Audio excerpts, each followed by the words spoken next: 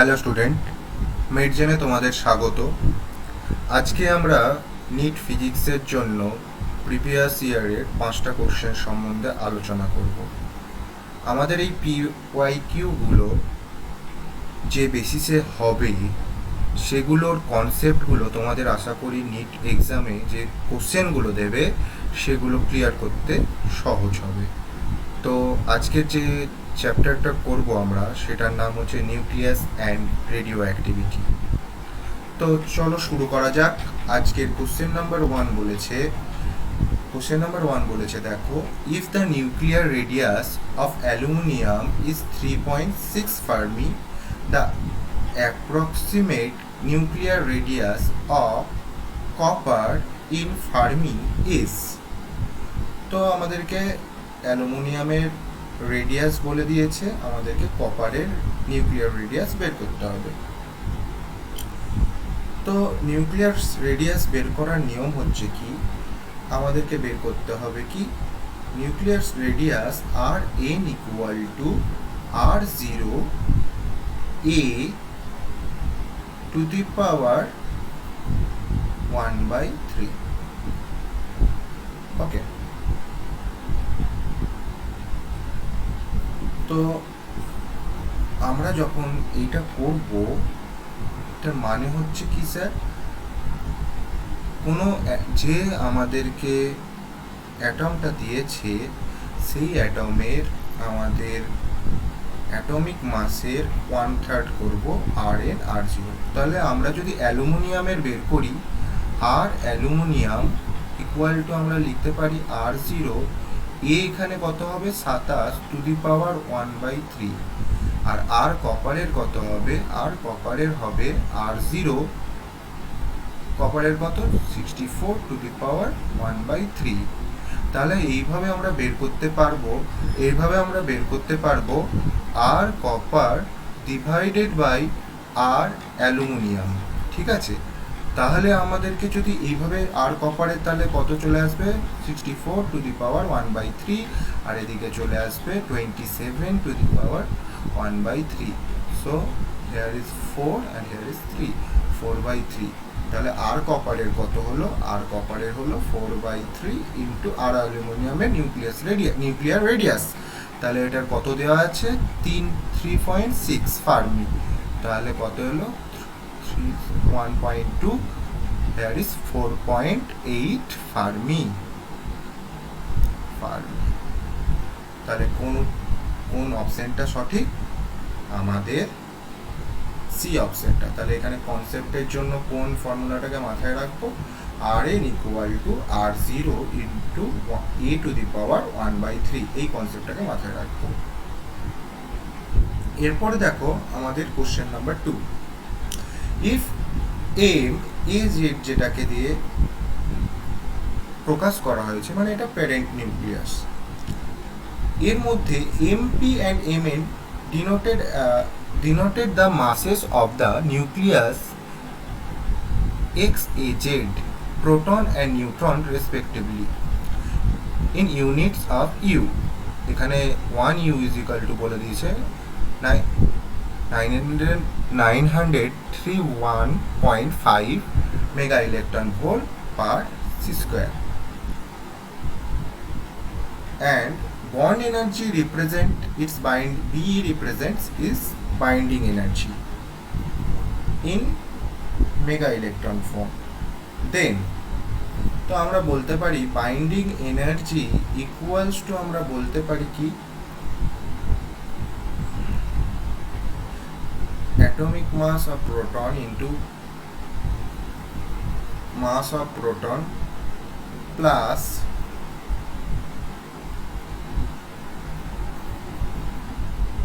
atomic mass minus atomic number divide into mass of neutron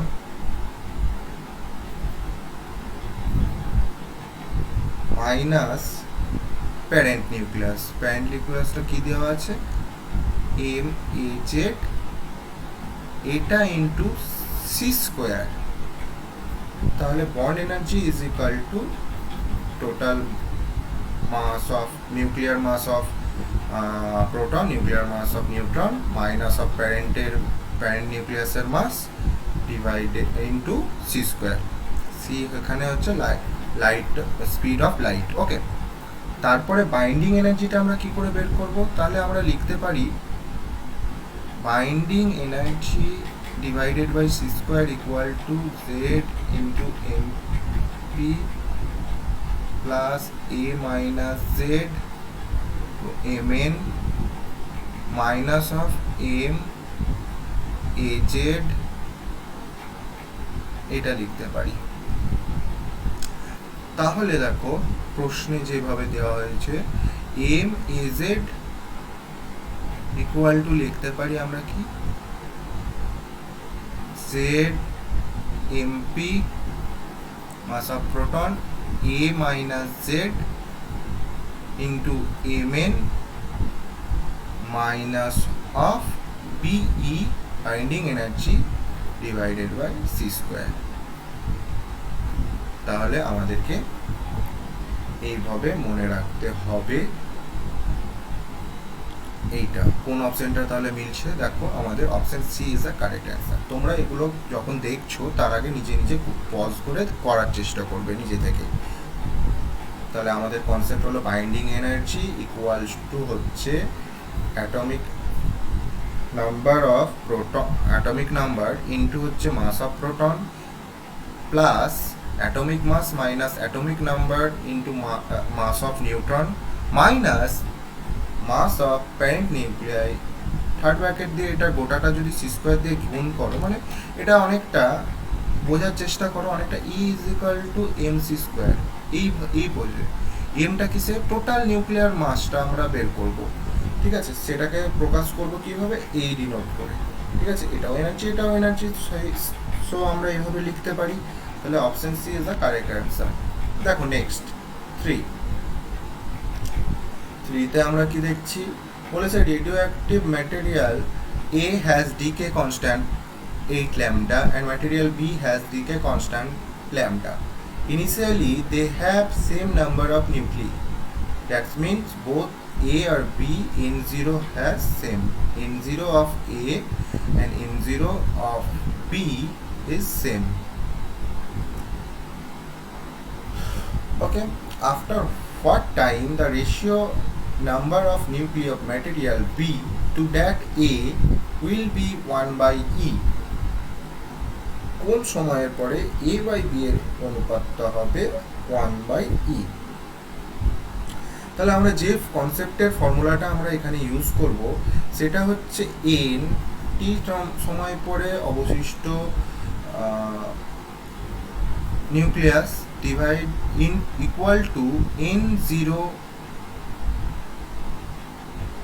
e to the power ল্যামডার মান, এখানে decay কনস্ট্যান্টের মান হচ্ছে a এর ক্ষেত্রে 8 ল্যামডা টি। আবার b এর ক্ষেত্রে আমরা কি লিখতে পারি? nb ইকুয়াল টু একই, n0 হচ্ছে বোথ সমান বলে দিয়েছে এর আগে আমাদেরকে দেখো ভালোভাবে বলে দিয়েছে n0 দেখো এই জায়গাটা initially they have same number of nuclei, so n0 both এর ক্ষেত্রে সমান। তাহলে n0 is equal to e to the power, এখানে b এর ক্ষেত্রে ডিকে কনস্ট্যান্টের মান কত? Lambda minus of lambda T.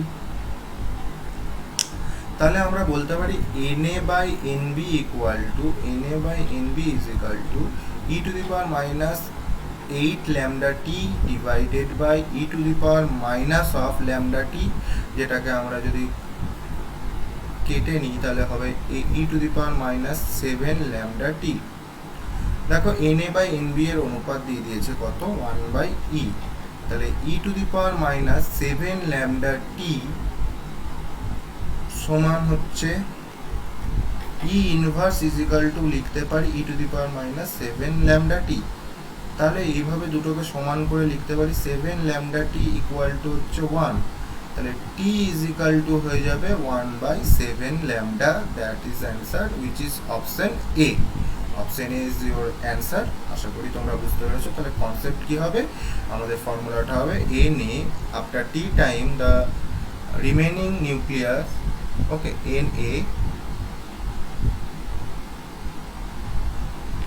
and initiation nuclei N0 e to the power minus of lambda t, where t is a time and lambda is a decay constant.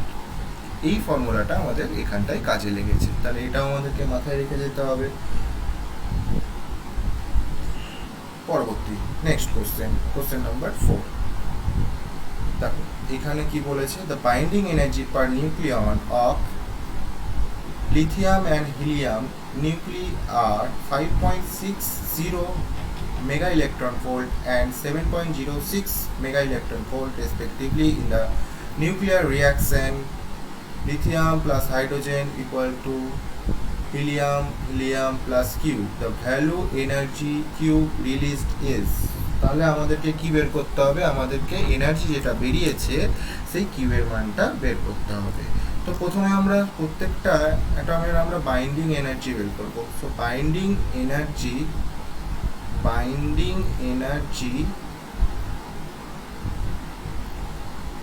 Of lithium,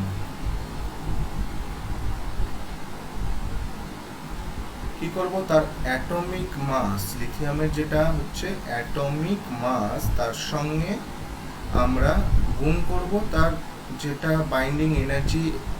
দেখো পার নিউক্লিয়নের জন্য হচ্ছে 5.76, তাহলে 7 হচ্ছে তার কি টোটাল অ্যাটমিক মাস, তাহলে 7 into 5.60 করবো, তাহলে কত হচ্ছে 39.2 mega electron volt binding energy of lithium. ঠিক অনুরূপভাবে আমরা কি করব, বাইন্ডিং এনার্জি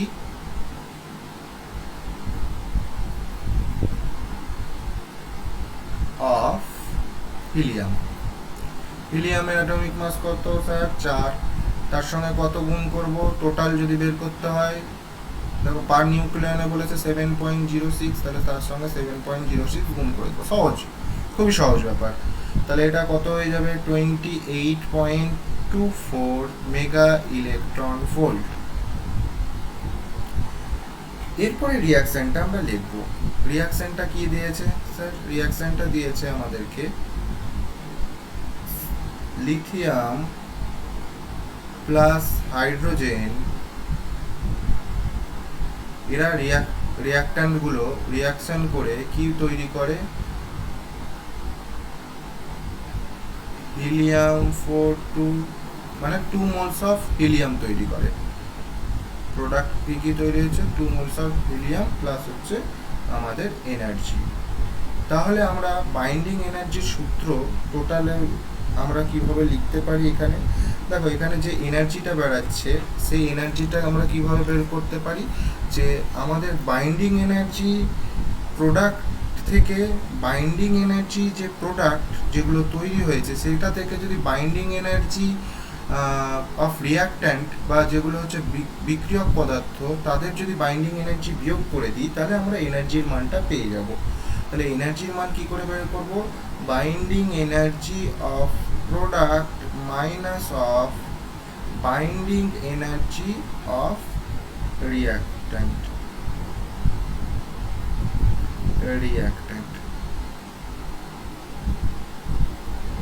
ঠিক আছে। এরপরে আমরা কি করব, বাইন্ডিং এনার্জি এটা করার পরে আমরা কি করব, এবার আমরা বসাবো মানগুলো। দেখো বাইন্ডিং এনার্জি অফ প্রোডাক্ট কি আছে, হিলিয়াম আছে, হিলিয়ামের বাইন্ডিং এনার্জি কত 28.24, কটা আছে হিলিয়াম, কত মোল আছে 2 মোল, তাহলে 2 কত মোল আছে, একটা হিলিয়াম 2 মোল আছে, তাহলে 2 ইন্টু একটার জন্য কত 28.24, তাহলে 2 ইন্টু 28.24 মাইনাস লিথিয়ামের বাইন্ডিং এনার্জি বের করো, কত করেছি আমরা 39.2, এটা কোন এককে আসবে, মেগা ইলেকট্রন ভোল্টে আসবে। এটা যদি ক্যালকুলেট করো, দেখো ছোট জায়গার জন্য একটু অসুবিধা হচ্ছে, একটু ভালো করে দেখো,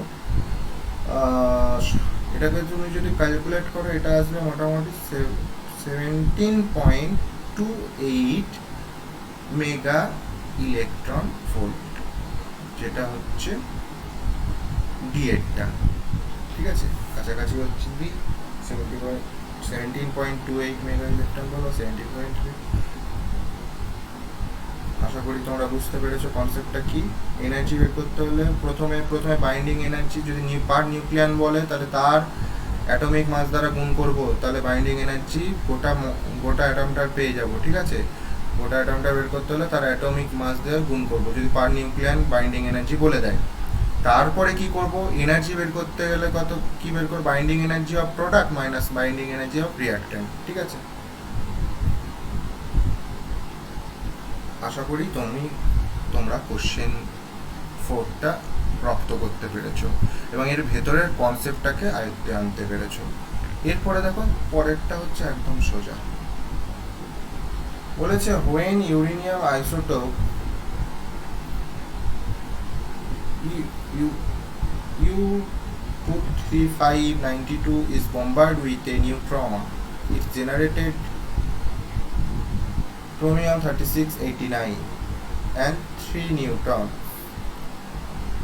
and মানে আমাকে রিঅ্যাকশনটা গোটাটা লিখতে হবে। কি বলেছে,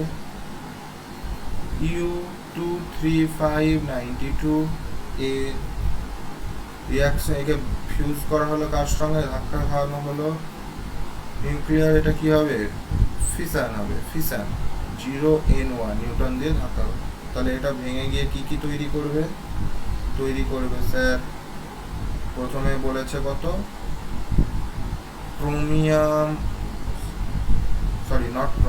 ক্রিপ্টোনিয়াম 3689 প্লাস 3 নিউট্রনস। তো আমরা নিউট্রনস কি করে লিখি, 30N1 এভাবে লিখি, প্লাস আর একটা প্রোডাক্ট বেরাবে, সেই অ্যাটমটা আমাদেরকে বের করতে হবে। তো আমরা এটা কিভাবে বের করব, দেখো 235 প্লাস 236 হলো তার হচ্ছে এটা মাস, তাহলে এটার কত হলো 89 প্লাস হচ্ছে 3, দেখো তিনটের একটা করে, তাহলে 3, 89 প্লাস 3 হচ্ছে 92, তাহলে 236 থেকে 92 যদি বাদ দিয়ে দাও, দেখো 144 আসে। সেই 144টাই তাহলে তার অ্যাটমিক মাস হবে। এর মধ্যে 144 কার আছে, এই নাম্বারটাই খুব সহজেই আমরা বের করতে পারলাম, এইভাবেই আমরা বের করব। আশা করি তোমাদের কোশ্চেন 5টাও বুঝতে পেরেছো। আশা করি তোমাদের এইগুলো সবগুলো কাজে দেবে এবং এদের যে মূল